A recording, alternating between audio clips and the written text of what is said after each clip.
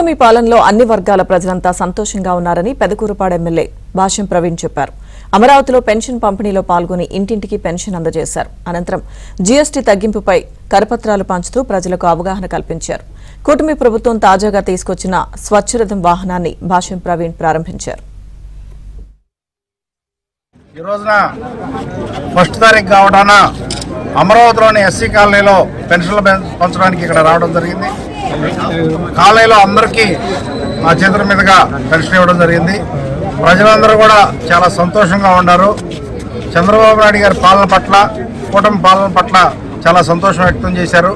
అట్లానే ఈ పెన్షన్ల పంపిణీ అనంతరం జీఎస్టీ మీద అవగాహన సదస్సులాగా ఏర్పాటు చేయడం జరిగింది. కొంతమంది వ్యాపారస్తులతో మాట్లాడటం, అట్లనే షాపులకు వెళ్ళి వాళ్ళకి వివరణించడం జరిగింది. వాళ్ళు కూడా ఆల్రెడీ అన్నీ తెలుసుకొని ఉన్నారు, బాగా హ్యాపీగా ఫీల్ అవుతున్నారు. జీఎస్టీ 18% నుంచి 12% నుంచి 5% తగ్గినందుకు అందరూ చాలా సంతోషంగా ఫీల్ అవుతున్నారు. కూటమి ప్రభుత్వం పట్ల, చంద్రబాబు నాయుడు గారి పాలన పట్ల అందరూ సంతోషంగా ఉన్నారని ఈ సందర్భంగా తెలియజేస్తాం.